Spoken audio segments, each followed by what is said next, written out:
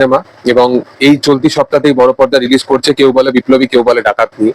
কেউ বলে বিপ্লবী কেউ বলে ডাকাতের প্রমোশন বা জিতের প্রমোশন স্ট্র্যাটেজি নিয়ে প্রশ্ন করলে জিতকে ক্লিয়ারলি বলতে দেখা যায় যে দেব যেভাবে প্রমোশন করে বা দেবের যে মার্কেটিং স্ট্র্যাটেজিটা সেটা খুব ভালো একটা স্ট্র্যাটেজি।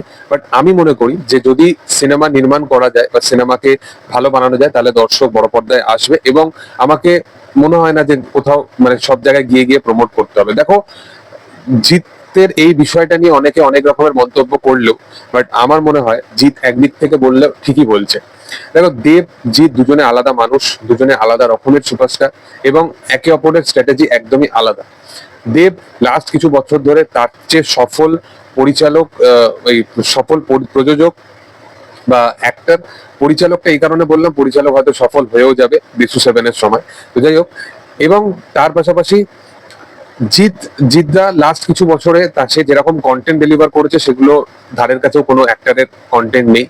সেগুলো দুটো বিষয় একদমই ডিফারেন্ট ডিফারেন্ট লেভেলে। তবে একটা কথা বলবো যে দেব যেভাবে মার্কেটিং করুক না কেন সেটা দেবের জন্যই প্রযোজ্য এবং দেব সেটায় মানে তার বেস্ট ডেলিভার করে। এবং সত্যি কথা বলতে সে মার্কেটিং স্ট্র্যাটেজি বারবার চেঞ্জ করে।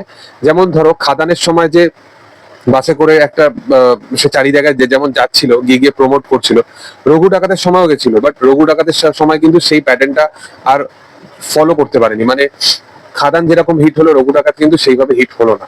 তো এই ব্যাপারগুলো কোথাও গিয়ে মানুষের মধ্যে টাচ করলেও এটা বেশি দিনের জন্য সাস্টেন করতে পারে না। কেন?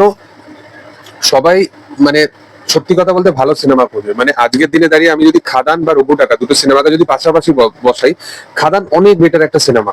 সেরকমই জিদ্দার ক্ষেত্রে যেটা হয়, জিদ্দা যদি ভালো সিনেমা বানায় সেটা দর্শকদের কাছে পৌঁছাবে নিশ্চয়ই।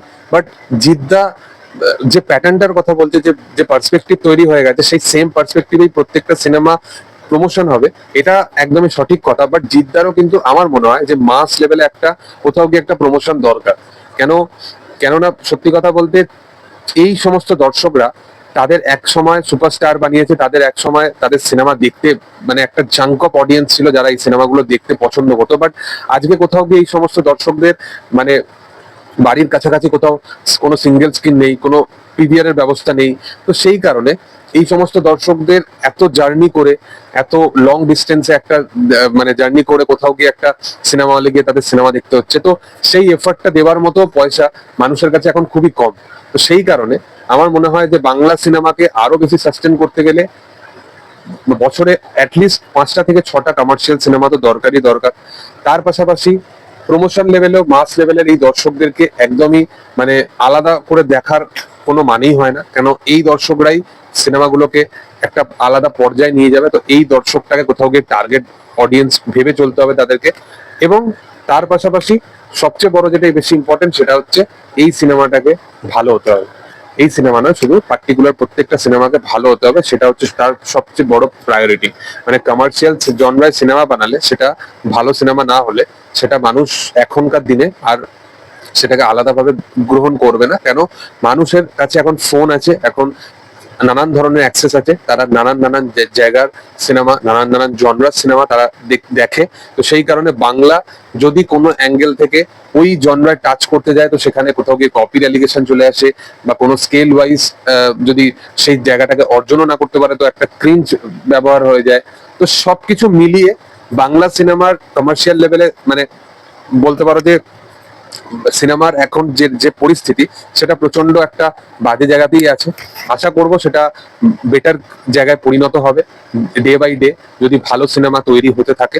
এবং কেউ বলে বিপ্লবী কেউ বলে ডাকাতের মতো সিনেমা বড় পর্দায় চলা উচিত। কেন? এই সিনেমা বারবার আসে না। এইরকম একজন মানুষের ওপরে মানে নির্মাণ করা একটা সিনেমা, সেটা সেই সিনেমা আমার মনে হয় শুধুমাত্র বাংলার দর্শকই নয়, প্যান ইন্ডিয়া লেভেলে দর্শকেরও দেখা উচিত। এবার দেখা যে সিনেমাটা হয় কেমন। দেখো, দেবজিৎ এই বিষয়টা মানে নিয়ে ক্ল্যাশ করার কোনো দরকারই নেই। প্রত্যেকটা দর্শকদের কাছে দেবজিতের প্রতি ভালোবাসা আলাদা আলাদা রকমের, এবং দেবজিৎও ইন পার্সন আলাদা একটা মানুষ। তো তাদের মার্কেটিং স্ট্র্যাটেজিও একদমই ডিফারেন্ট টাইপেরই হবে। তো যাই হোক, কেউ বলে বিপ্লবী কেউ বলে ডাকাত, যেন ভালো সিনেমা হয় এটাই আশা করা যায়।